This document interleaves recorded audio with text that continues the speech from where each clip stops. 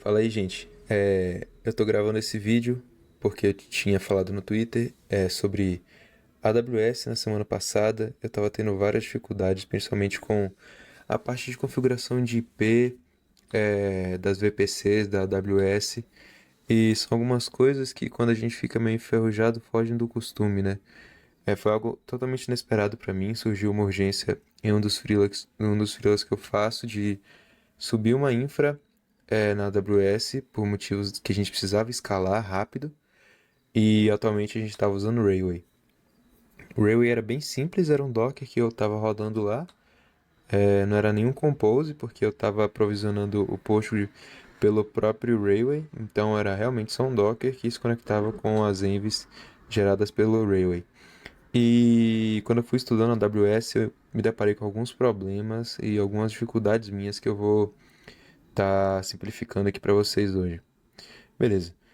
Basicamente o que a gente vai fazer eu tinha anotado sobre o S3 aqui, mas eu imagino que o S3 e toda a política de bucket não vai entrar aqui, porque compensa um vídeo sozinho para isso. Então, caso tenha um interesse aí, eu posso estar trazendo um vídeo falando mais sobre as políticas de leitura, armazenamento de arquivos em serviços de bucket, nesse caso o S3.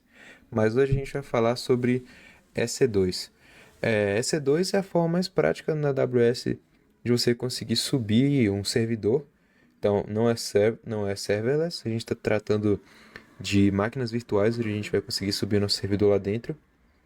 E, bom, para esse vídeo eu preciso que de antemão vocês conheçam alguns conceitos, então se vocês não conhecerem, pode ser difícil para entender o que está acontecendo, que é o entendimento sobre máquinas virtuais, sobre Docker, né? Você precisa saber o que é um Docker, mas eu vou dar uma explicada boa aqui.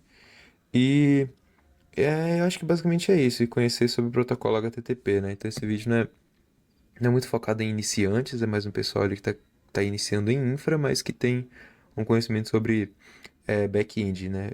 Principalmente. Mas beleza, vamos lá. Primeiramente, acho bom a gente começar pelo Docker aqui, né? O Docker é a ferramenta que a gente vai usar para poder fazer isso, porque a gente precisa containerizar a nossa aplicação e conseguir rodar ela de forma melhor dentro da máquina virtual. Bom, o que é essa containerização?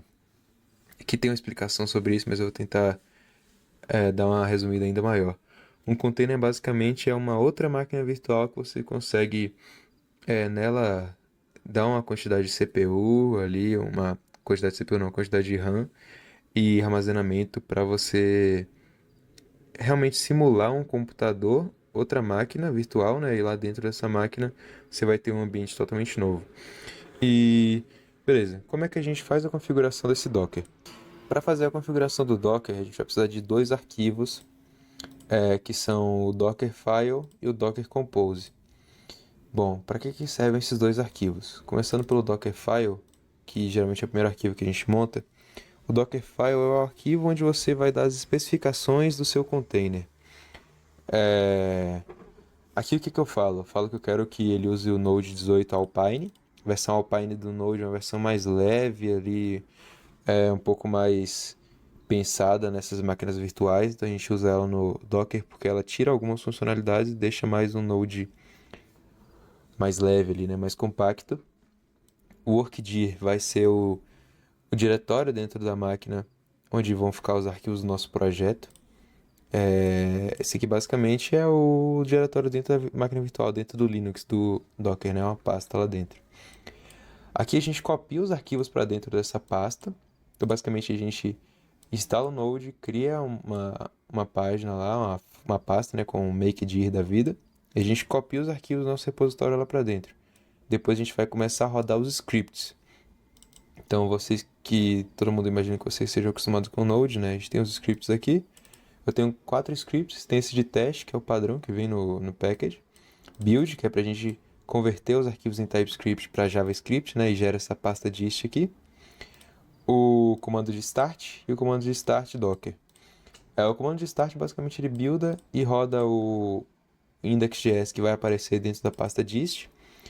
E o start docker vai rodar esse build e depois rodar o nosso container, nossa composição de containers do Docker.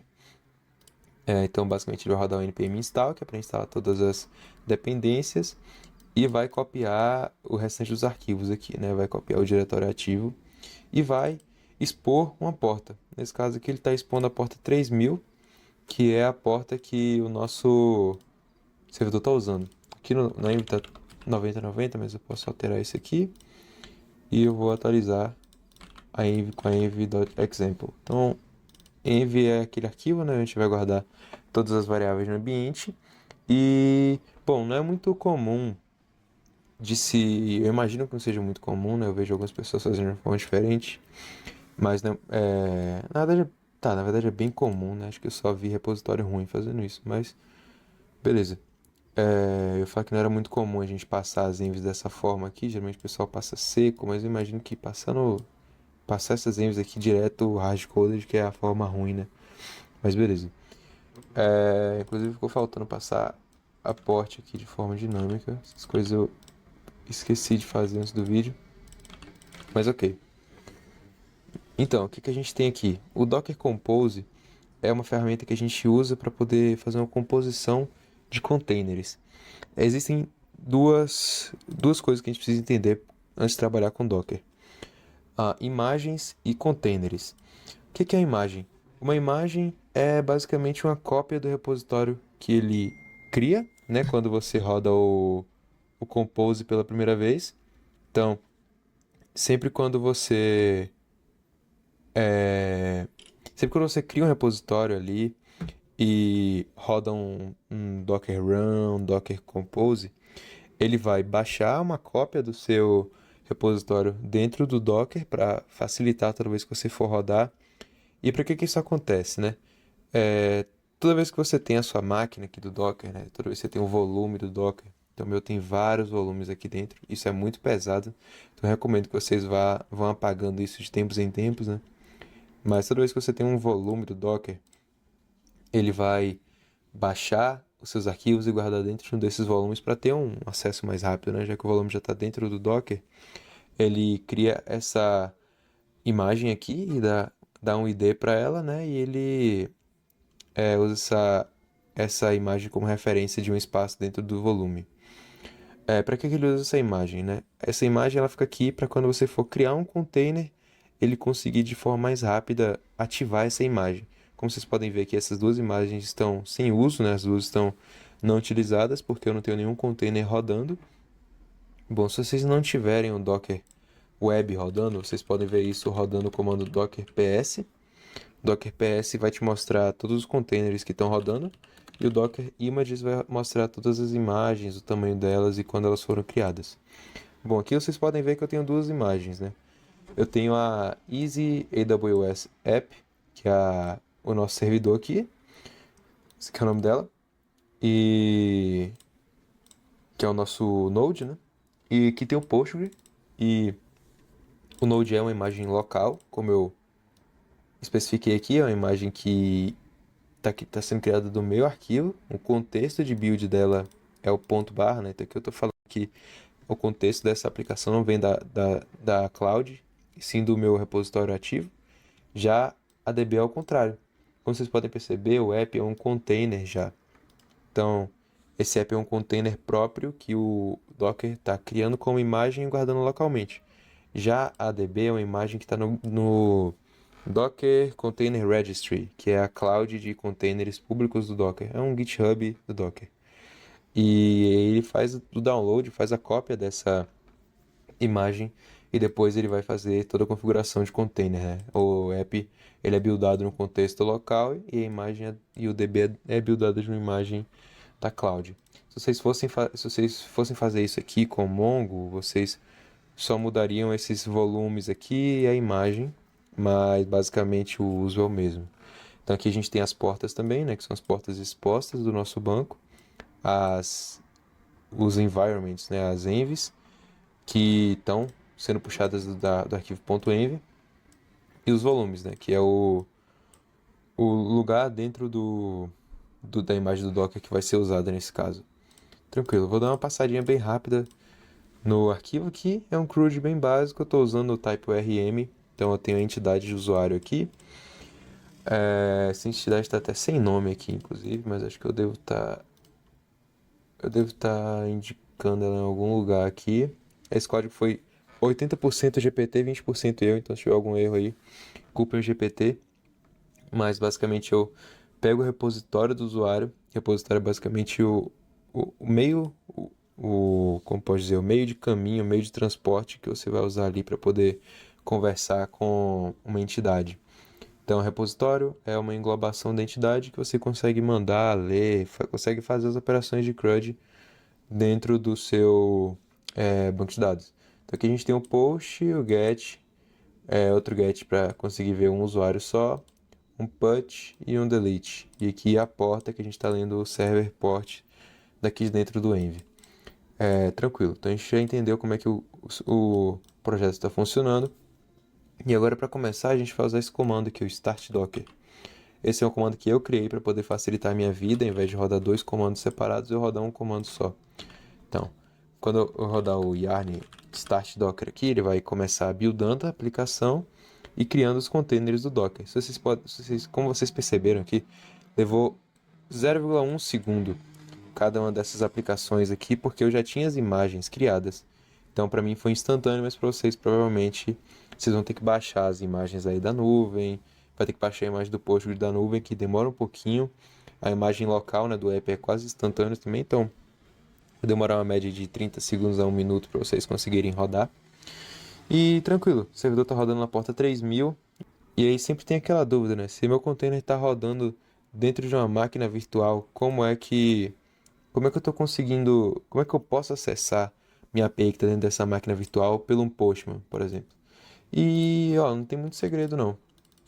Como essa máquina virtual ainda está fazendo parte da sua máquina, esse Docker ainda está rodando dentro do meu Mac, ele, para ele ter acesso à internet, né, acesso à web, ele tem que usar uma porta da minha máquina. Afinal de contas, o módulo de Ethernet que ele está usando é o meu e tudo mais. Então, ele está usando todas as minhas variáveis, minhas credenciais, né? Então, eu ainda posso bater aqui na porta 3000, que é a porta da minha máquina, está sendo usada pelo Docker. Então, se vocês tiverem alguma outra aplicação, alguma outra API aí rodando também na porta 3000, vocês vão ter que parar alguma das duas para conseguir fazer elas funcionarem, porque o Docker usa uma porta da sua máquina. Ele ainda não está na nuvem, então a máquina que ele está usando é a sua. Então aqui a gente pode testar o CRUD, né? Vamos criar um usuário, vamos editar ele aqui, né? Colocando ID e vamos deletar ele. Então aqui a gente consegue ver que está funcionando tudo. Se eu listar, não tem mais nenhum. Vou criar mais um aqui só para a gente conseguir listar e ver que o de listar também está funcionando. Então beleza. O nosso CRUD está funcionando, a gente já está com o Docker funcionando bonitinho. E agora vem a parte que o bicho pega. Como é que a gente pode fazer isso funcionar na AWS? Bom, para isso eu estou com a AWS aberta aqui. É importante vocês darem uma olhada na região onde a AWS você está rodando. A minha aqui está em São Paulo, mas eu recomendo vocês usarem ou em São Paulo para ter uma latência mais baixa, caso vocês forem trabalhar com isso no Brasil, né? Mas no contexto geral, eu recomendo sim que vocês usem a US East, né, da Norte Virgínia. Mas beleza, vamos de São Paulo aqui. E eu não tenho nenhuma instância rodando em São Paulo. E o que vocês podem fazer quando começar a instância? O que é uma instância, né, para começo de conversa? Instância é o seu container, o seu EC2. E o EC2 basicamente é uma máquina virtual. O seu Docker é uma máquina virtual que vai rodar dentro dessa máquina virtual do EC2. E aí fica aquela dúvida, né? Mas por que eu não posso só jogar esses arquivos dentro do EC2 sei lá, não usar Docker? Porque o conceito principal do Docker, a principal funcionalidade dele, é fazer com que você possa rodar o Docker basicamente qualquer sistema operacional baseado em Linux.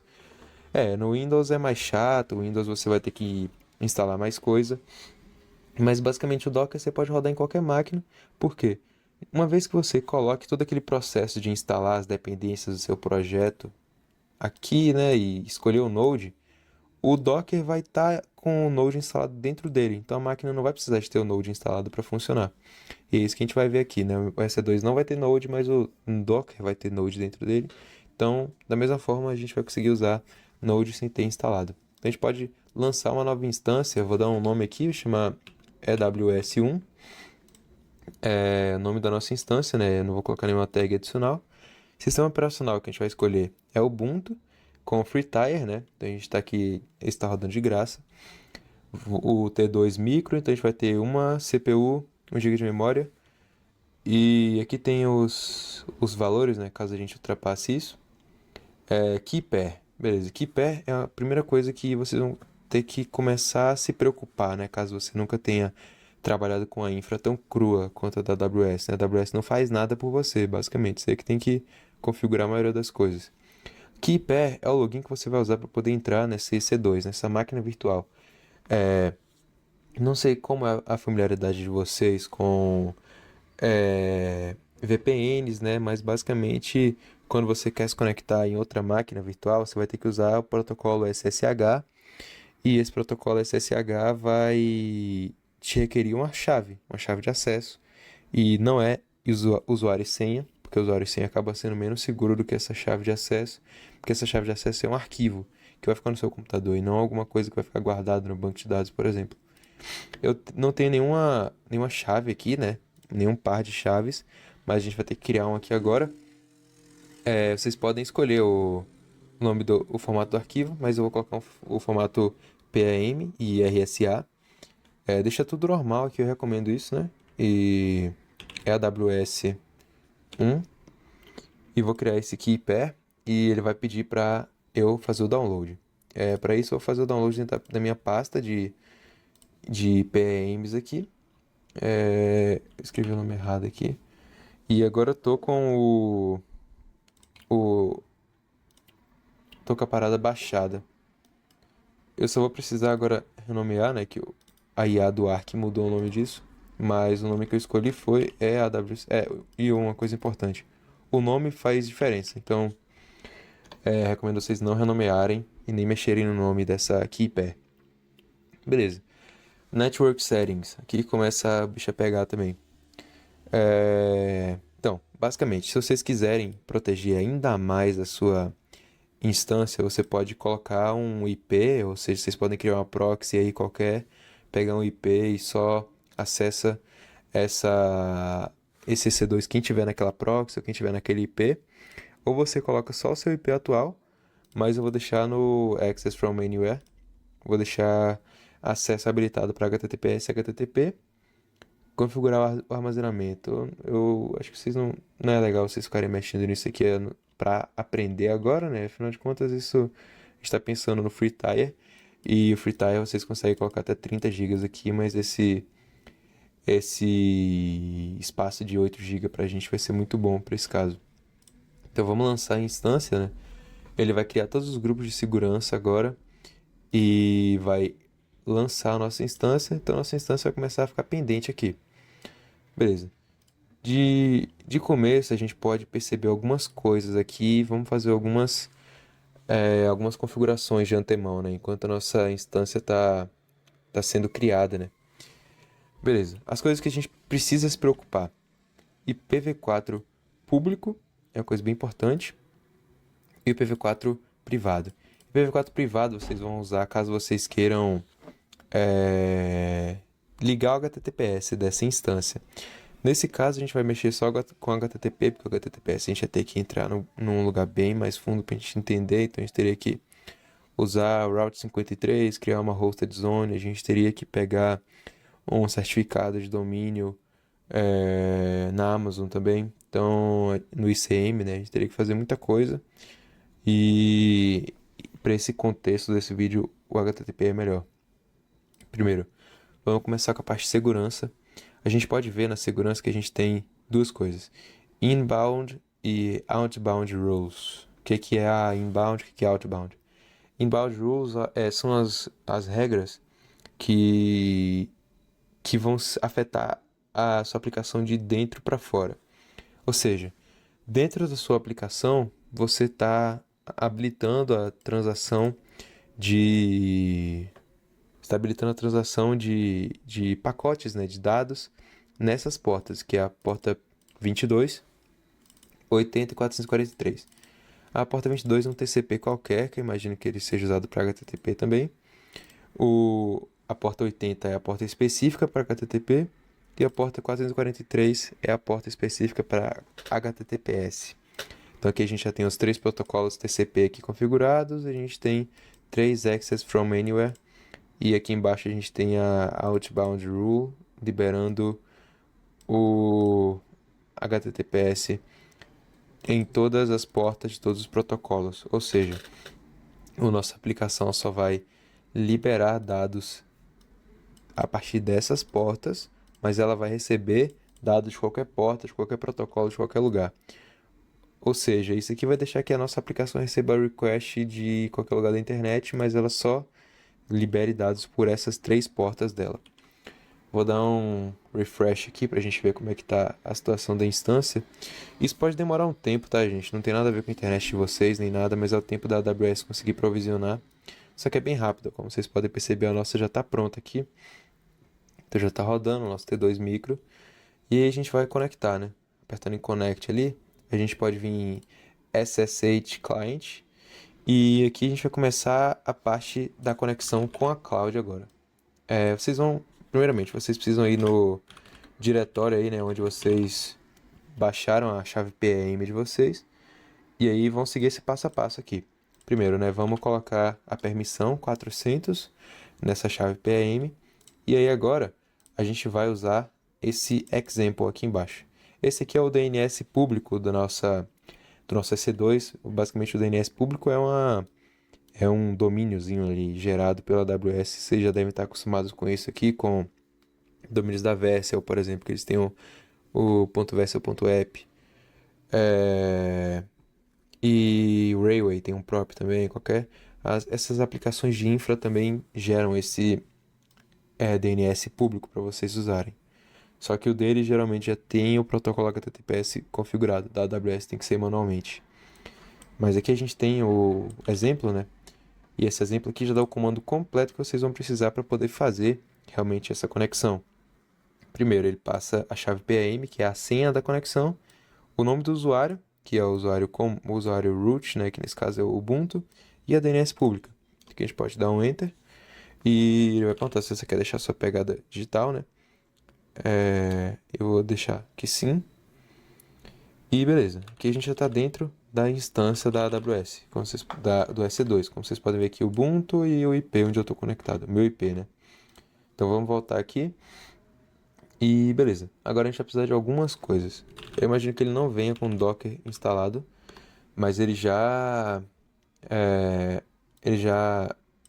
o meu warp aqui, o meu terminal já deu algumas sugestões. E essa aqui é a forma de instalar o Docker, tá? Sudo snap install Docker. Então vamos colocar o Docker para instalar. E depois disso vamos procurar o Docker Compose install Ubuntu. Que a gente vai precisar instalar o Docker Compose também. Vamos ver isso daqui. Da DigitalOcean. Aqui a gente vai achar o curl para poder instalar esse Docker Compose. Bom, o Docker foi instalado. Docker 24.0.5. Então Docker V, Docker Compose V. Então pronto, melhor ainda. Esse comando que eu usei aqui, o sudo snap install Docker, instalou tanto o Docker quanto o Docker Compose. Então basicamente a gente já está com tudo para começar. Tá, o Git também já vem por padrão, né, em qualquer máquina Linux.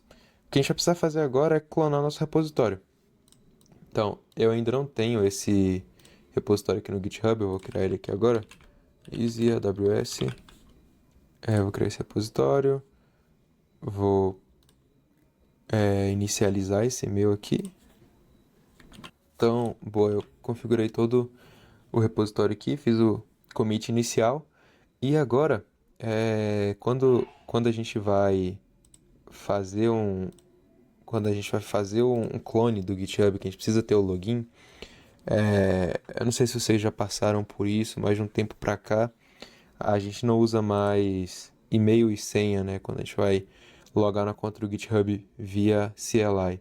Imagino que em sistemas como Mac, Windows, a gente ainda consegue fazer o login pelo navegador. Não me lembro se eu conseguia fazer login pelo navegador quando eu usava Linux, né? Eu usava Mint e já usei Ubuntu, mas Mas eu me lembro de já ter que configurar uma chave SSH, chave PKM, eu acho. PKM não, a chave PAM, e ter guardado ela no meu Linux. Então, eu imagino que o pessoal do Linux tenha que fazer isso também. Mas o que vocês têm que fazer? Vocês precisam vir nas configurações da sua conta do GitHub, vir nas configurações de desenvolvedor e em a chave de acesso pessoal, entrar na parte de tokens.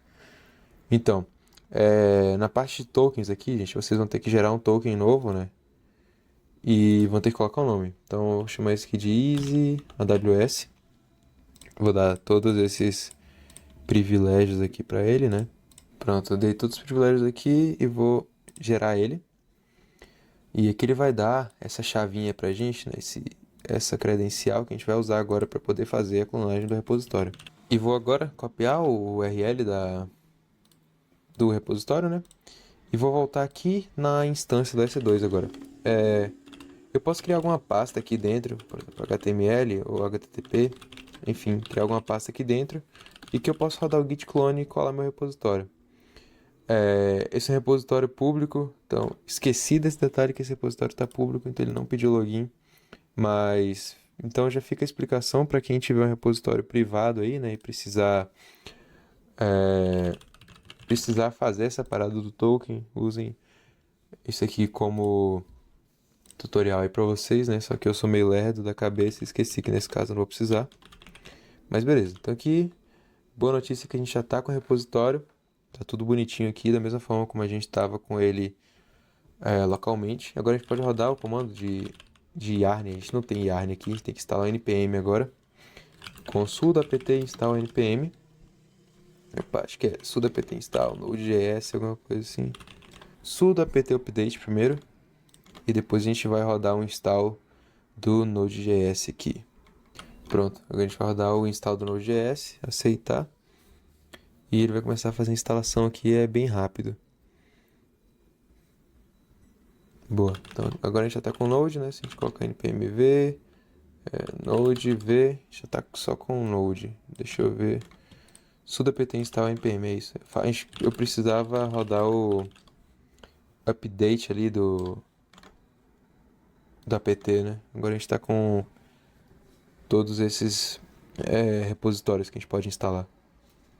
Boa, então o npm foi instalado aqui, demorou 3 vezes mais que o Node, mas agora a gente está com Node instalado, npm instalado. E então beleza, agora a gente pode começar a trabalhar com o Docker, né?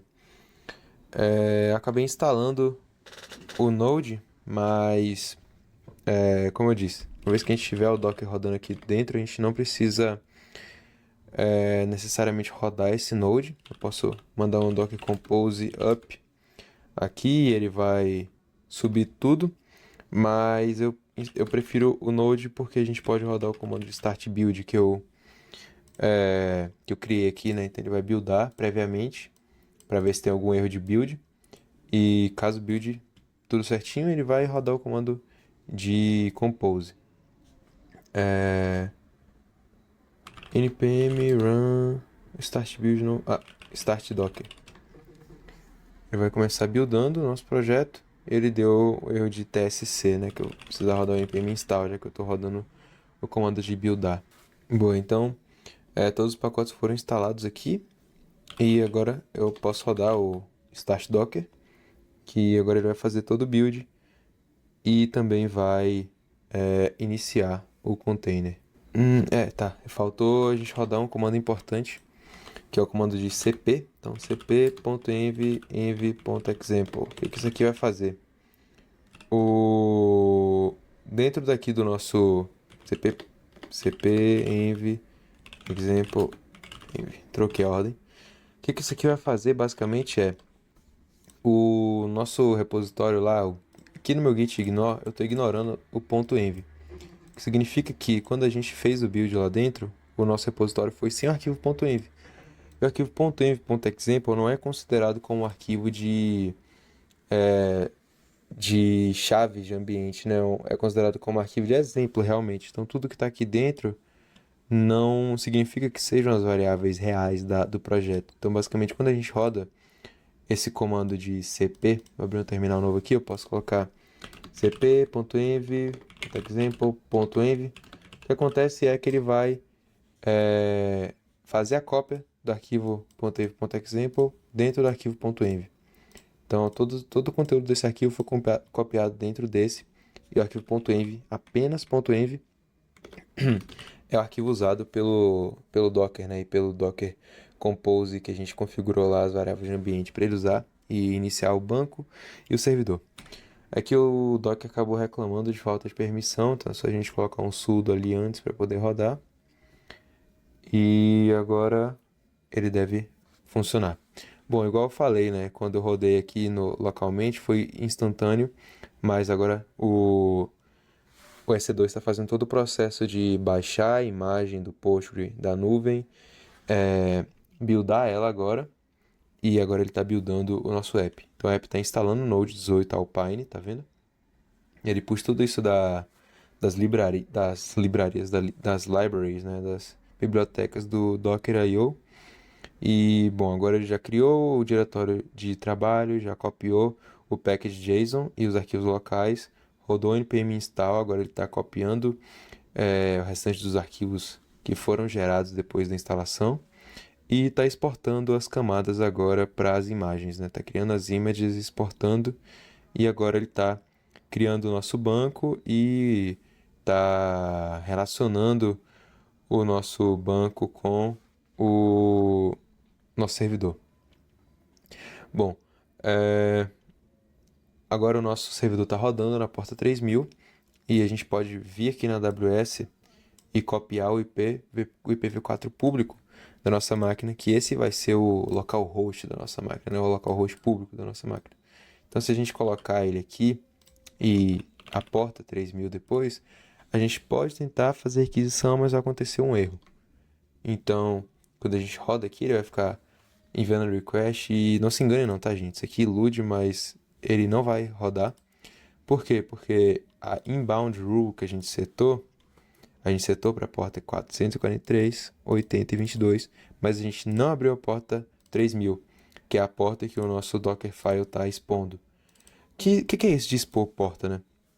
Basicamente, o nosso Dockerfile está falando, ó, não importa qual porta o seu nodezinho aí estiver expondo, eu só vou fazer a conexão, minha inbound rule, a única porta TCP que eu vou liberar para as pessoas pegarem dados vai ser da porta 3000. E isso não está acontecendo aqui na nossa AWS. Então o que a gente vai ter que fazer? Vamos lá no nosso Security Group, nosso grupo de regras de segurança, e vamos editar as regras de inbound. Vamos adicionar um TCP novo aqui, né? Um HTTP novo, quer dizer. Não, um TCP customizado mesmo, quer dizer. E vamos colocar a porta 3000 aqui. Então a gente vai liberar a porta 3000, que é um TCP customizado, né? Como eu disse. Aqui é o SSH, né? O 22 é o TCP específico para SSH, que é o que a gente usou para poder conectar na máquina. HTTP, uma das portas HTTP que são liberadas é a porta 80, então se a gente expôsse a porta 80 aqui funcionaria. E 443 é a porta padrão para HTTPS. No nosso caso, a gente vai querer a 3000 e vamos colocar um acesso de qualquer lugar. Então, qualquer lugar que bater no IPv4, sendo na porta 3000, vai ser liberado. Então, agora a gente pode tentar de novo aqui e funcionou. Tá vendo? Então, agora nosso Dockerzinho já está rodando em cloud. Nosso EC2 já está sendo usado. Então, de qualquer lugar da internet, a gente pode fazer essas requisições. Então, vamos testar, né? Vamos criar um usuário aqui dentro. Faltou atualizar aqui. Pegar a novo endpoint. Vamos criar um usuário aqui dentro, ID1. Mas por que quando a gente tinha feito o local, o ID que a gente estava usando era 2, 3 e agora ficou ID1? Porque o nosso banco local não sobe para prod, né? Para cloud. Então, por isso é muito importante frisar a importância dos backups. Isso significa que caso dê uma merda gigante, né? Vocês entrem no BO aí e o EC2 de vocês seja completamente apagado, e ainda mais que a gente está subindo um compose para lá, então se o EC2 morrer, o banco de dados não vai ser externo, né? A não ser que você tenha um EC2 para banco, um EC2 para API. Se o EC2 da API morrer, nesse caso, o do banco vai junto. Então vocês precisam fazer dumps do banco de dados de vocês. Dumpar um banco de dados é você pegar as informações dele e despejar em outro lugar. O termo dump se refere a despejar alguma coisa. Então a gente chama despejar lixo, despejar coisas. Então nesse caso a gente pega as informações do nosso banco e despeja em outro banco. Ou em outro banco não, em qualquer outra forma de você guardar as informações, né? Guardar a informação.